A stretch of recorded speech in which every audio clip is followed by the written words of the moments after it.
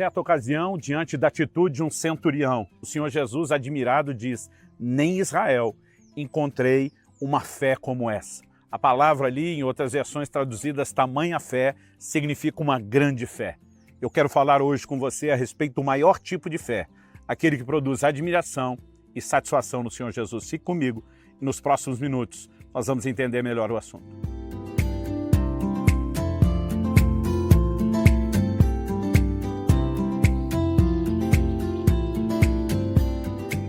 O Evangelho de João declara que se todos os milagres que Jesus tivesse operado fossem escritos, ele diz, eu penso que nem no mundo inteiro caberiam os livros. Mas ele diz, estes foram escritos para que creais. O que João está dizendo é que houve uma seleção dos muitos, dos incontáveis milagres de Jesus.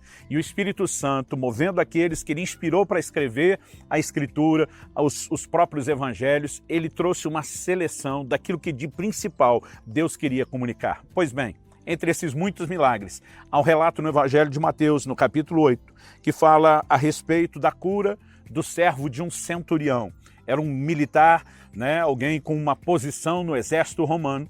E a palavra de Deus diz que quando Jesus entrou em Cafarnaum, um centurião se aproximou dele. Estou lendo Mateus 8, a partir do versículo 5. Um centurião se aproximou dele implorando: Senhor, o meu servo está na minha casa, de cama, paralítico, sofrendo horrivelmente. Jesus lhe disse, eu vou curá-lo. Mas o centurião respondeu, Senhor, não sou digno de recebê-lo em minha casa.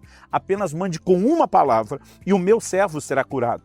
Porque também eu sou homem sujeito à autoridade. Tenho soldados às minhas ordens, digo a esse vai, ele vai, a outro vem, aí ele vem. Ao meu servo faça isso e ele o faz. Ao ouvir isso, Jesus ficou admirado e disse aos que acompanhavam, em verdade lhes digo que nem mesmo em Israel encontrei fé como esta. Ou como disse em outras traduções, tamanha fé. A palavra usada no original grego fala de uma grande fé. Então Jesus está dizendo, nem mesmo em Israel, porque esse homem é um gentio, ele não era um judeu. E esse homem, apesar de não ser do povo de Israel, que tinha, geracionalmente falando, uma história sendo transmitida já há muito tempo, de ensinos a respeito de quem é Deus, da palavra de Deus, de relacionamentos com Deus, de milagres de Deus, Jesus está dizendo, no meio do povo, de quem deveria se esperar uma fé tão grande, eu não encontrei. E nesse de fora eu encontrei algo superior, uma fé muito maior. Em outras palavras, Jesus está apresentando o maior tipo de fé que ele havia encontrado nos seus dias. E é importante eu e você entendermos isso. Porque a palavra de Deus, quando nos fala a respeito de fé, ela tanto vai apresentar uma fé pequena como uma grande fé. Em alguns momentos, Jesus repreendeu a pequena fé de alguns, em outros elogiou a grande fé de outros. O que nós precisamos entender a respeito da fé é que, de alguma forma, no mundo espiritual, ela se torna mensurável. Quando nos convertemos, Romanos 12 diz que Deus repartiu com cada um de nós uma medida de fé. Mas essa pequena fé, ela pode crescer. O apóstolo Paulo diz em 1 Coríntios 13, quando está destacando o amor, ainda que eu tivesse tamanha fé a ponto de mover os montes. Então, a fé que encontra uma expressão maior, Se pudéssemos medir e usar essa linguagem figurada de tamanho, há uma grande fé, há um maior tipo de fé. E esse é o tipo de fé que Jesus encontrou nesse homem. Qual é o tipo de fé que provocou em Jesus a admiração, que certamente o agradou? Porque se entendermos isso, eu e você também poderemos exercer o mesmo tipo de fé e produzir a mesma admiração no Senhor Jesus. Quando o Senhor diz, eu vou atender o seu pedido, o ministério de Jesus tinha uma expressão forte de curas e milagres. Esse homem ou presenciou ou ouviu os relatos de cura e ele vem pedir a Jesus que cure o seu servo. Jesus se dispõe e diz, eu vou na sua casa, eu vou atendê-lo. Ele olha para Jesus e diz, nem se dê ao trabalho de ir lá. Ele diz, o Senhor não precisa entrar lá, o Senhor não precisa ir pôr a mão no meu servo, apenas diga uma palavra. Aquele homem diz, eu estou debaixo de autoridade e eu também tenho pessoas debaixo da minha autoridade. Quando eu recebo uma voz de comando de uma patente maior, é suficiente para que eu obedeça. Quando eu dou uma palavra de comando, aqueles que estão debaixo da minha autoridade têm que obedecer. Ele olha para Jesus e diz, eu reconheço a sua autoridade, portanto eu reconheço o poder da sua palavra. Diga uma palavra, o mundo espiritual vai se ajustar ao comando da sua voz. E é impressionante a fé que esse homem demonstra. Até porque Deus criou todas as coisas pelo poder da sua palavra. O livro de Hebreus diz que ele ainda sustenta todas as coisas pelo poder da sua palavra. Em outras palavras, podemos dizer que a fé desse homem foi pura e simplesmente colocada nas palavras de Jesus. Eu vejo hoje em dia uma tendência das pessoas, né, que ela parece até contradizer a própria definição de fé. A definição de fé é a convicção de coisas que não se veem.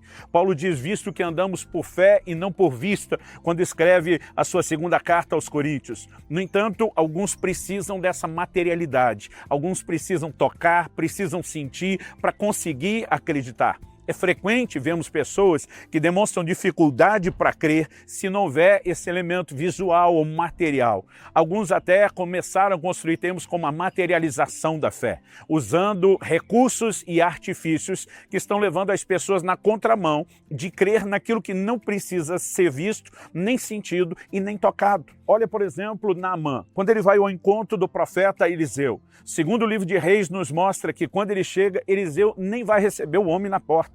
Ele fez uma viagem de um país para outro com uma comitiva. Eliseu manda um servo e diz para ele, olha, vá lá para o Rio Jordão, dá 7 mergulhos, o seu problema está resolvido. O profeta era um representante de Deus, enviado para liberar palavras de Deus. Naamã poderia simplesmente ter acatado aquela palavra, ter dito, não interessa se isso faz sentido ou não, eu vou obedecer, ponto final. Mas ele fica indignado.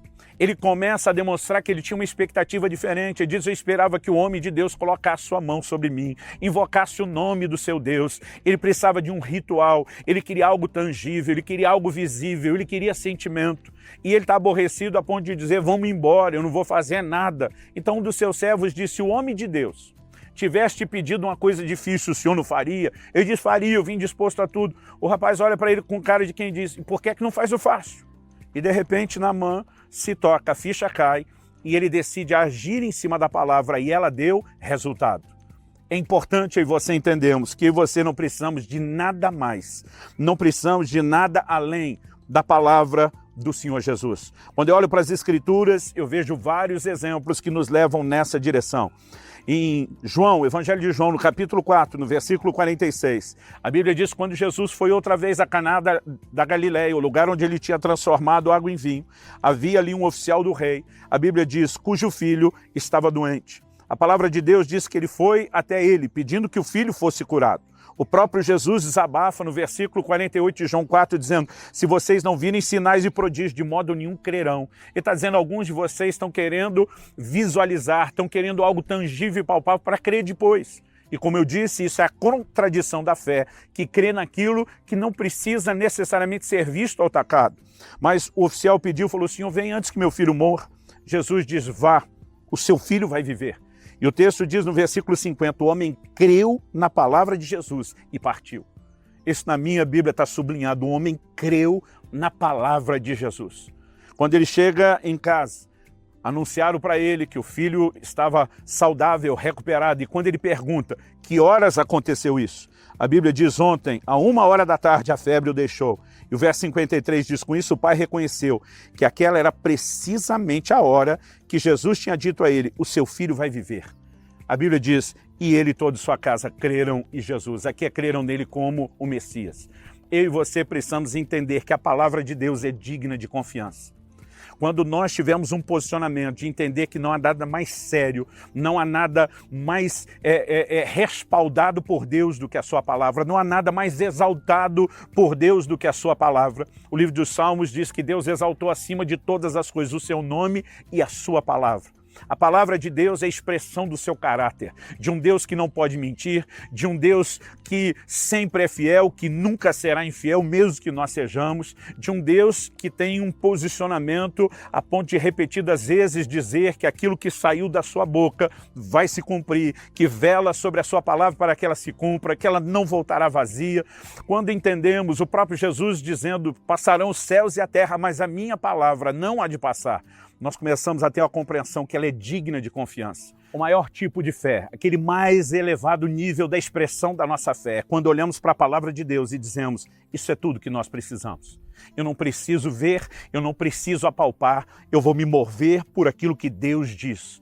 E quando nós começamos a nos mover nesse nível, não apenas veremos os resultados de uma fé que leva a sério a palavra de Deus e será honrada pelo próprio Deus, mas nós estamos testemunhando o caráter de Deus. Eu gosto de dizer que a fé se apoia no caráter de Deus, no fato de que ele está acima de qualquer suspeita. Por exemplo, a palavra de Deus diz em 1 de João, no capítulo 5, no versículo 10, que aquele que não dá crédito a Deus, aquele que não crê em Deus, faz de Deus um mentiroso.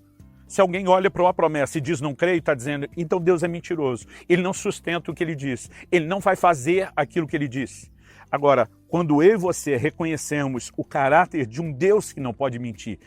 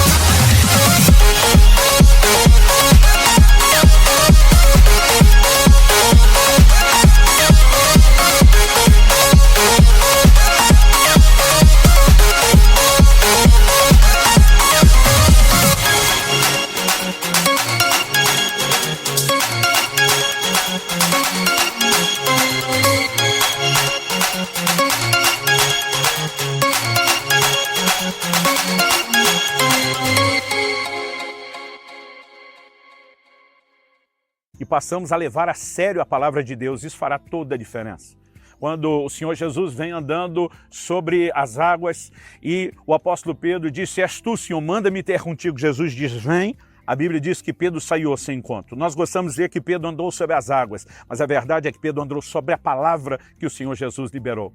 Numa outra ocasião, na pesca milagrosa, depois de tentativas frustrantes, fracassadas, o Senhor aparece e diz,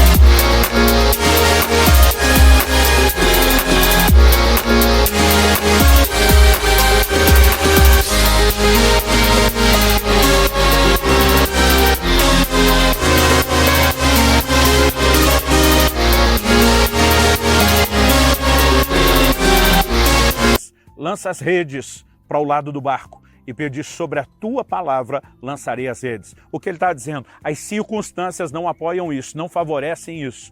Mas porque o Senhor falou, eu vou me mover na sua palavra. O resultado, uma pesca milagrosa. Nós precisamos entender que a responsabilidade do crente de ler a Bíblia dia após dia não é apenas para conhecer a doutrina e o nosso código de crenças. É para que a gente possa, de fato, encher o nosso coração com a convicção daquilo que Deus tem dito. A própria palavra de Deus alimenta a nossa fé. E a fé que se apoia na palavra dizendo eu não preciso mais nada além disso. É o maior tipo de fé. É aquela que causa admiração no próprio Senhor Jesus. O livro de Hebreus diz, sem fé é impossível agradar a Deus. Você pode usar o contraponto, dizer, com fé se agrada a Deus. Mas com o maior tipo de fé, aquele que precisa só da sua palavra e mais nada, se agrada e muito a Deus. Que eu e você possamos decidir mergulhar na palavra, intensificar o nosso relacionamento com ela e viver esse mais alto nível de fé, o maior tipo de fé, aquela que o agrada.